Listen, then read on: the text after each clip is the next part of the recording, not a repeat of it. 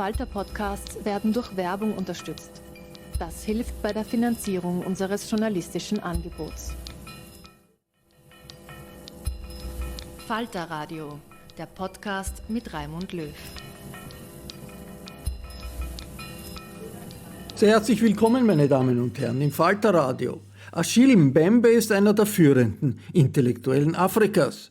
Mbembe kommt aus Kamerun und er lehrt an der südafrikanischen Witwatersrand-Universität in Johannesburg. Er hat sich als Philosoph mit den Klischees über Afrika beschäftigt, die seiner Meinung nach viel mehr mit europäischen Ängsten zu tun haben als mit der afrikanischen Wirklichkeit. Mbembe analysiert den Zusammenhang zwischen der Entstehung des globalen Kapitalismus mit dem Sklavenhandel. In seinem Buch Critique de la raison nègre, auf Deutsch Kritik der schwarzen Vernunft, verwendet er bewusst den Begriff Nègre, der im Deutschen rassistisch konnotiert ist. In Deutschland hat es um Mbembe eine Kontroverse gegeben. Es wurde ihm Antisemitismus vorgeworfen, weil er Menschenrechtsverletzungen Israels in den Palästinensergebieten kritisiert. Den Vorwurf hat er zurückgewiesen. Hallo, mein Name ist Lina Paulitsch. Ich und mein Kollege Matthias Dusini arbeiten im Feuilleton des Falter und wir haben den wichtigsten Philosophen des afrikanischen Kontinents, Achille Mbembe, in der Lobby eines Wiener Hotels getroffen. Er war anlässlich eines Symposions rund um Restitution in Wien. Unsere erste Frage an ihn lautete, ob die Benin-Bronzen, die im 19. Jahrhundert aus Nigeria entwendet und heute in europäischen Museen stehen, zurückgegeben werden sollten. As a matter of principle, a serious dialogue should take place about the extent to which we can share the cultural treasures that came from Africa and are now housed in Western museums. This dialogue should be indeed about restitution, but it should also be about the circulation of such important treasures of human mind. So for me, restitution goes hand in hand with the rehabilitation and the repair of the relationships between Europe and Africa. Einige Benin-Bronzen sind auch im Weltmuseum ausgestellt. Österreich ist bis jetzt zurückhaltender als andere Länder, was die Restitution betrifft. Wie sieht Mbembe die Position eines Landes wie Österreich? Austria shouldn't be frightened at all. Austria should join what is now a global movement. You mentioned France and Germany. One can also mention private institutions in the UK, in the United States of America. One should also mention Belgium. So it's a global movement, and Austria should join it because Austria has everything to gain in engaging in these new relational ethics we are all trying to established between Africa and Europe. Heimische Politiker argumentieren, dass Österreich niemals ein Kolonialstaat gewesen sei und demnach keine Verantwortung für die kolonialen Verbrechen trage. Wir fragen daher, ob Österreich also mit Kolonialismus nichts zu tun hätte. Austria has to answer that question herself.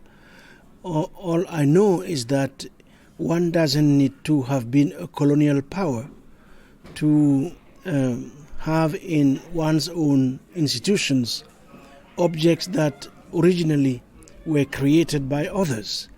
That is the issue. The issue is about the presence in Western museums of art objects that ended up here in ways that we have to interrogate because only the truth can make us free.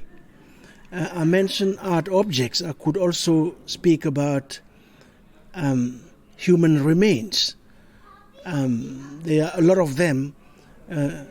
In fact, there is no Western museum that was not built at its foundations, either African objects or African remains. So what we are saying is that the time has come to talk about this and to find ways in which we can share in Austria and in Africa the beauty of those human creations. Restitution ist für Mbembe Teil eines größeren Projekts, nämlich der Entkolonisierung. Was bedeutet das genau als Aufgabe für die ehemaligen Kolonialstaaten, also den Westen? It's a huge program. The decolonization project is a vast program which comes, as I was saying, first of all with trying to establish the truth of what happened. Because a lot of conflicts we see today originate either from ignorance or from the refusal to know and to understand and to recognize what was done. And once that has been recognized, it has to be repaired. That's the model. In any case, we see in places such as South Africa. What happened in South Africa in the aftermath of apartheid was the willingness to recognize what happened and the willingness to look into the ways in which it hurt more than just the oppressed. It also destroyed the oppressor, and to reestablish a form of mutuality and reciprocity that allows for new beginnings, because that's what we need, especially right now, in view of the huge common dilemmas we are facing, the ecological crisis, the wars going on just at your door here, and restitution is part of the call for justice that should accompany precisely that repairing of our planet. That's how I see it in any case. Der Klimawandel zeigt sich in Afrika noch unmittelbarer als in Europa, mit Dürre, Hungertoten und immer größer werdenden Wüstenzonen.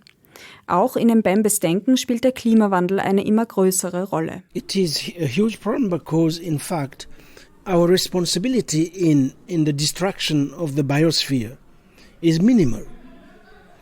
So there is a fundamental injustice that is built in the redistribution in the caring of the burden that is needed if we have to repair a damaged earth.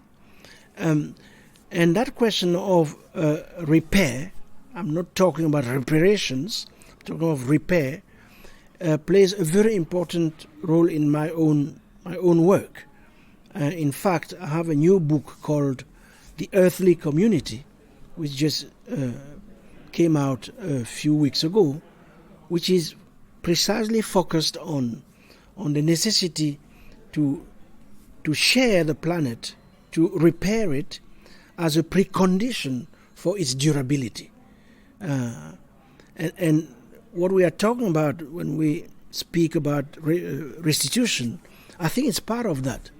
It's part of the creation of a new ecology of relations so as to allow humanity to live side by side with the rest of the all living beings and all living things, and change that paradigm. Wenn das ökologische System zusammenbricht, fragen wir uns, was das mit der kolonialen Vergangenheit zu tun hat. Colonialism was, as we all know, an aggression not only against people, against their bodies, but also and more fundamentally against their habitats and their milieus and their ways of being.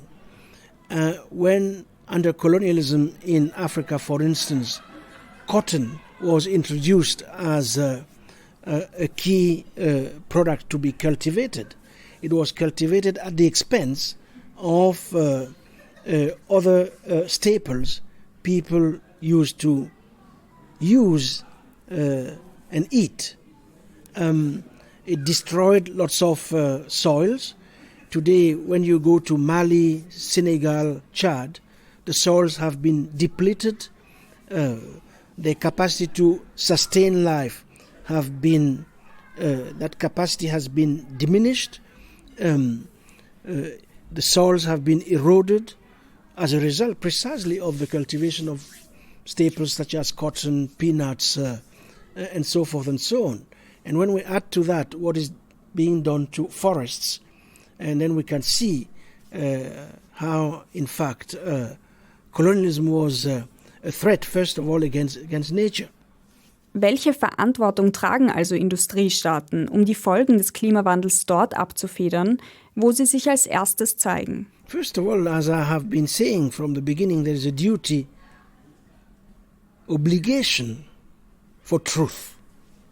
Because the biggest problem the West, if we can use such a broad category, generally faces in terms of its relationship with the non-West, the others, is the recognition of truth.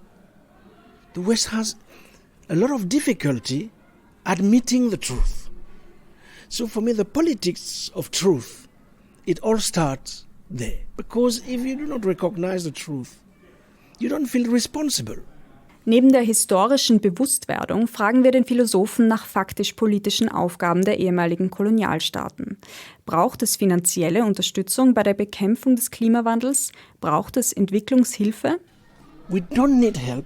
What we need are the conditions that allow people to take care of themselves. And those conditions are many. Some of them are political. We need political systems that allow for freedom, for people to take charge of themselves, to protect their means of existence. So help is not at all a starting point for the types of dialogue we want to initiate with Europe or with China. Wir wollen wissen, ob Mbembe das ganze Konzept westlicher Entwicklungshilfe für falsch hält. It's a wrong concept. I mean, if it worked, we would know by now. It has been going on for 60 years. It hasn't really made any difference. Nun wechseln wir das Thema. Jetzt geht es um eine Frage, die uns auch als Journalisten beschäftigt. Mbembe verwendet häufig das Wort Nègre, das im Deutschen verpönt ist. Warum macht er das? Nègre has at least 3 meanings. First of all, it refers, of course, to black people, in the sense that in the Western imagination, in those centuries, especially from the 15th, 16th, and 17th century, these were people whose humanity was denied. So in that sense, it's a very aggressive term that refers to the objectification of human beings who have been relegated to a state of abjection, if you want. And yet, in the beginning of the 20th century, with the emergence of the so-called negritude movement, the term is recovered, rehabilitated, and it refers from that moment on to the element of glory and recognition of ancient African civilizations which existed and created absolutely powerful works of art and works of the mind. So there's a shift that happens at that moment on. But especially there is an insurrectionary capacity in the term, which makes it really an interesting notion to play with. So that's why I used it in the French text. Now it might not be exactly the same in other languages, but I can't account. I'm not responsible for other languages. I mean, I'm responsible for what I write in French. Im angesprochenen Buch Die Kritik der schwarzen Vernunft lautet die Ausgangsthese, dass sich der Kapitalismus und moderne liberale Demokratien erst durch die historische Vorbedingung der Sklaverei herausgebildet haben. But that's a historical truth. I mean, the first modern form of globalization emerges in the context of the slave trade. It begins, first of all, with the so-called discovery, but in fact the conquest of the Americas, after the circumnavigation undertaken by Christophe Colomb and the others. Therefore, the introduction of a vast plantation system in the United States, in a context in which there is a huge need for labor that is taken away from the continent, cultivating all these tropical products, cotton, sugar, which are then sold in Europe. And then with the product of all of that, Europe buys more slaves, and you have this triangular trade, which is the first instantiation of historical globalization. It begins in the 16th century, and it goes on at least until the abolition of the slave trade in the 19th century. So that's what many historians have called the first capitalism, which is then followed up. In fact, it's during that time that some of the modern forms of capitalism are tried out. Auch das Christentum wird in der Kritik der schwarzen Vernunft zum Thema gemacht. Mbembe ging selbst auf eine katholische Schule. Im Buch beschreibt er das Christentum als Illusion, die eine emanzipatorische Wirkung entfaltet hat. Es hat in Afrika eine lange Tradition. The Christian Church did develop in Africa to some instance before developing in Europe, in North Africa.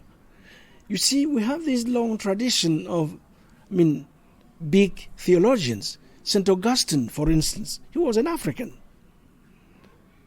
So it's not true that Christianity came from outside.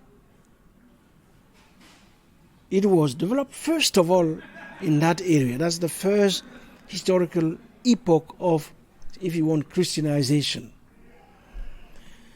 Then the Church of North Africa disappeared collapsed with the collapse of the Roman Empire and the rest. And the advent of Islam, 7th century onwards. And then there's a second phase of the evangelization of Africa, which starts in the 15th century with the Portuguese in the Kingdom of the Congo. So it's a much more complex history than we believe. So now, of course, Christianity has played a very big role in the African continent. It has also been subjected to big transformations in the sense that prophets and bishops and theologians have emerged who have been keen to adapt it to African culture. So the continent has that capacity to turn things it takes from outside into its own things. And that capacity for adaptation, for creolization, if you want. Mbembe wird häufig als postkolonialer Denker bezeichnet. Wir wollen wissen, ob er mit diesem Label einverstanden ist. You see, people don't read well. When you write books, part of what you realize is that people don't read properly. So they think I'm a post-colonial theorist. I've never been a post-colonial theorist. I wrote a book called On the Post-Colony, which is not at all the same thing as post-colonial. Post-colonialism, that's Edward Said, that Gayatri Spivak, that's Homi Baba and all of them. I'm not at all. If you want to give me a label, which is, labels are in any case always false. I'm not a post-colonial theorist at all. Und was für ein Theoretiker ist Mbembe dann? You see, look, I have lived in many places. I was born in Cameroon. I studied in France. I worked in the United States of America. I came back to Africa, but not where I was born, in Senegal. And I settled in South Africa. So if you see, I've spent my life moving. I'm a man on the move, if you want. And when you are on the move, you cross many boundaries.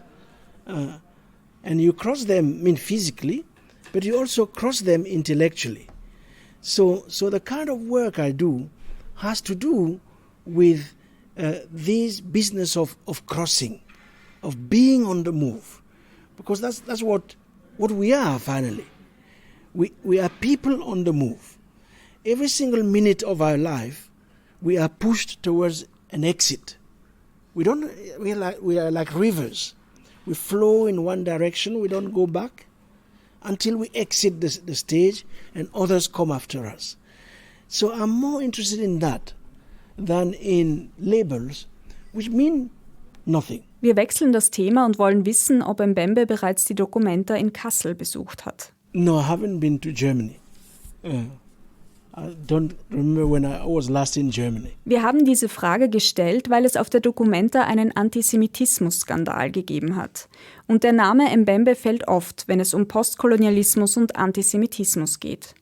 Deutsche Zeitungen haben ihm vorgeworfen, Ressentiments gegen Israel zu haben.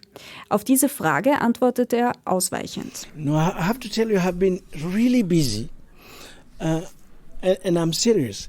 I've been busy because I have been deeply involved with President Macron in thinking about how we could transform the relations between France and Africa, and by extension, Europe and Africa. So, for instance, I spent almost a year writing a report for him on how this could be done, interviewing lots of people, organizing public workshops in 12 African countries, during which we had about 5,000 people participating, giving ideas. I wrote the report with 13 recommendations, which I submitted to him. And after that, we have been busy implementing some of those recommendations. For instance, on October 6th, we will launch the Innovation and Democracy Foundation. It was the first recommendation I gave him. We have been busy setting up the Maison des Mondes Africains, which is the House of African Worlds, a big, important cultural establishment in Paris, which will be built during the next few years, to highlight African cultural creativity. We are also working on setting up what we call a campus nomade, which is a major program for the mobility of students and researchers within the continent and between Africa and France. In der Kritik der schwarzen Vernunft fällt auf, dass Mbembe die rassistische Konstruktion eines anderen als Voraussetzung des Kapitalismus sieht. Dieser andere ist einzig der Schwarze. Andere innerhalb Europas, etwa die jüdische Bevölkerung, werden nicht mit einem Wort erwähnt. Wir fragen ihn, ob er dies beim Schreiben reflektiert habe und daher die Kritik aus postnarzisstischer Perspektive verstehen könne. But you see, my topic is Africa. I read a lot of thinkers who are Jewish, in fact. In fact, a huge part of my intellectual upbringing comes from that tradition. I studied it. I studied some key texts by the likes of Franz Rosenzweig, the likes of Martin Buber, Hermann Cohen, that long tradition that goes from those Jewish Germans going down to Levinas, Derrida and the others. So it's not as if I'm not aware of that tradition, as if when I first moved to the United States of America in New York, the two big discoveries were the history of African American people and Jewish history.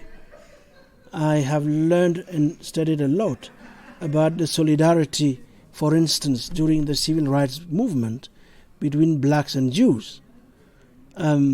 So let me just say this. I find it totally ridiculous as far as I'm concerned, for anybody to accuse me of anti-Semitism.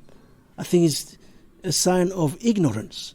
Und als letzte Frage, wie steht Mbembe zu Identitätspolitik? I've always been critical of identity politics because I believe that what is called identity politics was useful long ago. African Americans in the United States of America, 12% of the population, long history of slavery, serious oppression. I mean, very serious. We use the words, but we don't imagine what was behind it. Not for 2, 3, 4, 10 years, for 4 centuries. 4 centuries of slavery. With all the dispositives, juridical, institutional, police, prisons, to bring them down. With the only way for them to have a voice, only way was to define themselves in a certain manner. So in order to have a voice, they came together and played what we can call today identity politics. That kind of identity politics was necessary, because without it they would have not existed. But what has happened under neoliberalism is that identity politics has become a tool for conservative politics. It doesn't serve any emancipatory purpose today in the global scheme of things. And in any case, in the intellectual and philosophical tradition I belong to, identity politics was always a step towards something bigger, which we were talking about at the beginning of our conversation, about the planetary, about the universal. When you read Fanon, when you read Senghor, when you read Césaire, to be black is not an end in itself. It is a step towards a broader humanity that shares exactly the same characteristics, although it lives in many different places. So that's what I imagine. But nowadays, I mean, people want borders. They want to retreat, live among themselves, and identity has become something incommensurable, and it's no longer really serving any emancipatory purpose. Wir glauben, wir haben nun das richtige Label für Mbembe gefunden. Er ist ein Neo-Universalist. Natürlich wollen wir wissen, ob er damit einverstanden ist. I believe I'm in favor of a new planetary consciousness, which includes not only humans, but the entirety of the living, all living beings and things and humans. Because for a long time, universalism has been the attribute of humans alone. And within humans, of course, all these delineations. So the concept of universalism is tainted by that. But if we take seriously the challenges we're talking about, the ecological challenges, the challenge of habitability of the planet, what we need is a new planetary consciousness. So if you want to give me a label, that's the label. It's not post-colonial whatever. Sie hörten den afrikanischen Intellektuellen Achille Mbembe, befragt von Matthias, Dusini und Lina Paulitsch. Zu den Büchern des Philosophen gehören die Texte Postkolonie zur politischen Vorstellungskraft im zeitgenössischen Afrika oder auch Kritik der schwarzen Vernunft. Sie können diese Bücher über den Falter Buchversand bestellen. Ich verabschiede mich von allen, die uns auf UKW hören, im Freirad Tirol und auf Radio Agora in Kärnten. Alle Diskussionen über den europäischen Umgang mit den vielfältigen Kulturen Afrikas können Sie im Falter verfolgen, jede Woche. Ein Abonnement des Falter ist eine gute Idee. Alle Informationen dazu finden Sie im Internet unter der Adresse abo.falter.at. Ursula Winterauer hat die Signation gestaltet, Miriam Hübel betreut die Audiotechnik. Ich verabschiede mich bis zur nächsten Folge. Sie hörten das Falterradio, den Podcast mit Raimund Löw.